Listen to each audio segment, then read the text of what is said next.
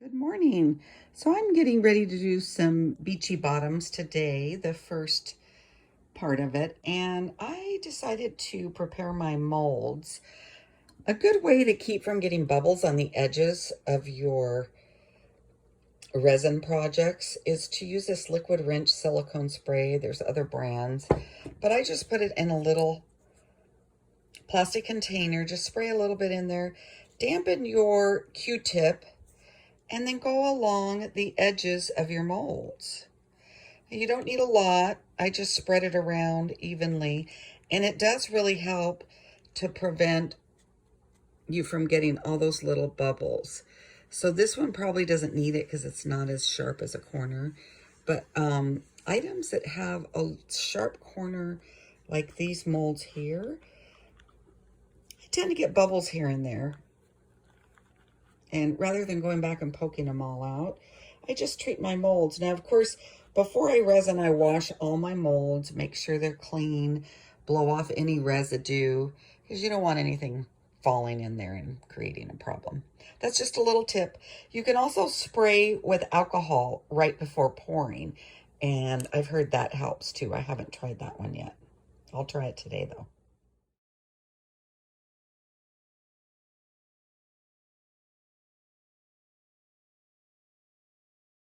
So here's another tip. And I saw that Gilly Cube does this. So I have a little bottle here with alcohol in it. And just before pouring the resin in, she spritz the mold a bit. Just a slight amount.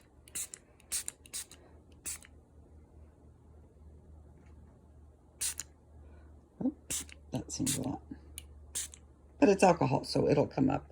So just a little spritz of alcohol. I'm going to try that today, and I'll let you know how that works.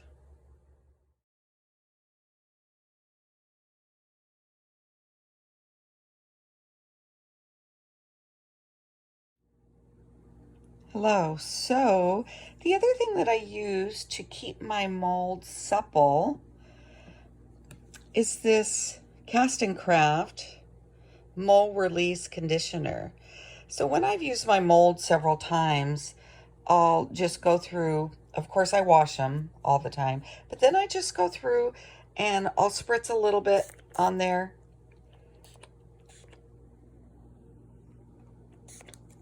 And then I take a little paper towel, just kind of dab it around and move it around, make sure it's dried.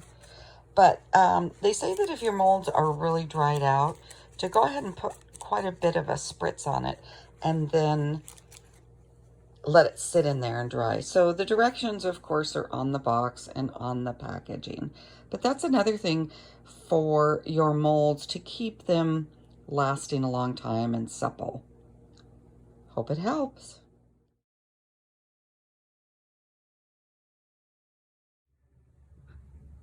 So I'm having a resin day today, and I thought I'd show you. I work in smaller batches of resin. It's just easier, especially when I'm doing something a little more intricate. I don't want my resin hardening up on me. So I am pouring 4 ounces of the resin, and then I will add 4 ounces of the hardener. Now I'm adding the hardener. So see, you could see that's right on 4.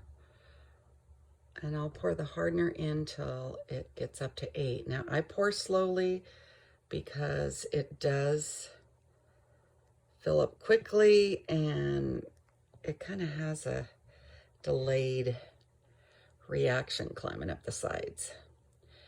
So I will pour another 4 ounces of this. When it reaches the 8, I will stop.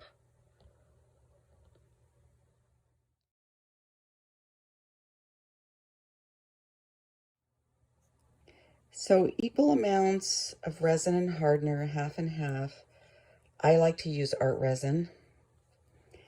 And then I mix for 3 minutes. I time it. And I don't whip it. I just mix it slowly. I want the least amount of bubbles as possible. So I just mix it slowly, making sure to scrape the sides. And I use these little mixing cups from the dollar store sometimes. when I'm finished pouring, you can wipe these out and reuse them. It's quite economical.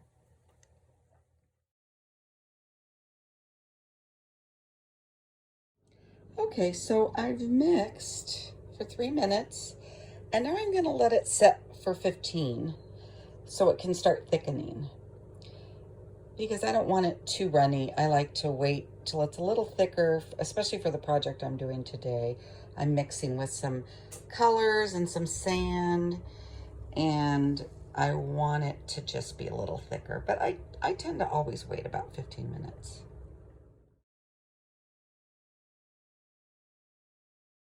So while my resin is sitting for 15 minutes, I start getting my items ready that I'm going to be using.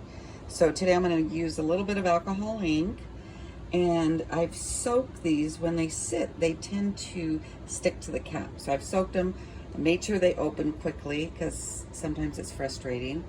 And then I've got my colors ready that I'm going to use. Everything's laid out, a blue-green, a light blue, and a dark blue. I'm also going to be using some little crushed rock, some teal colored rock, and then some white sand and some tan sand. And I've got my little cups already here to start getting things ready to go.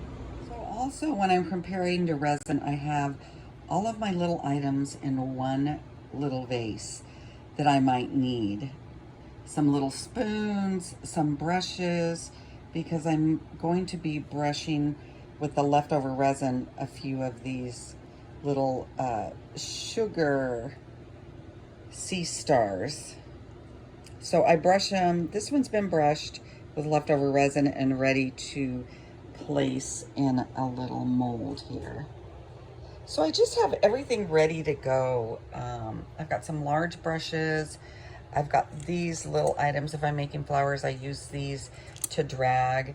If I need to smooth out the resin, I have one of these little rubber spatulas, and mixing sticks, just everything I need. I have it ready, because if you're trying to resin and you're running to look for it, it's very irritating.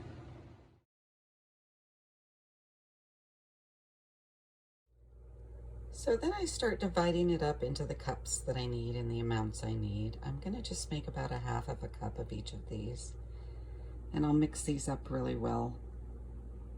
It's been the 15 minutes, it's thick enough. I'm ready to start playing. So now I've got everything mixed really well. There's some white sand, some tan sand, some teal rocks. I was going to use alcohol inks in this, but I decided not to. I'm just using these little mica powders. There's all different colors. So I've got some light blue, and I've let it sit a little bit after mixing so the colors really meld, and some dark blue and some teal. And I'm going to make some white over here.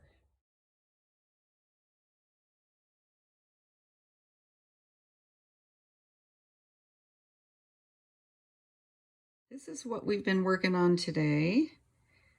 That little sugar starfish with some little, you can't see the pinkish in them, but it's pink seashells all crushed.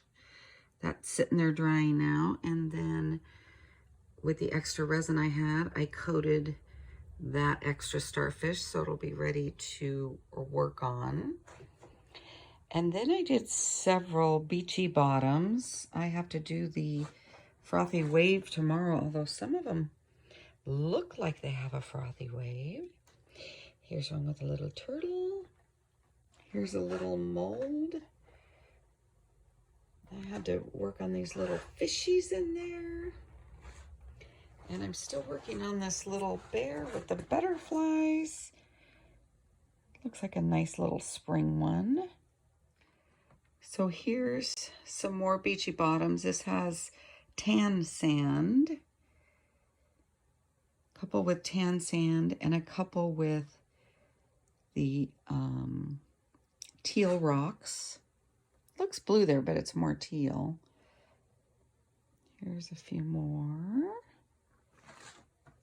And here's some more with some brown sand. Another brown sand one. Here's a white sand with a little octopus in it. And here's a white sand with a crab. And then here's a larger one. That one looks like it's already got some of the frothy wave. I think it's just the resin heating up. And then here are these are the bubbles. So that'll come out of that mold and just be a random size bubbles. I just did a white in that. We'll see how that comes out. But I'm loving the beachy bottoms. They're all a little bit different. I sold out and a couple of my friends wanted one, so I'm making some more. Tomorrow I'll put the frothy wave on. It's been fun.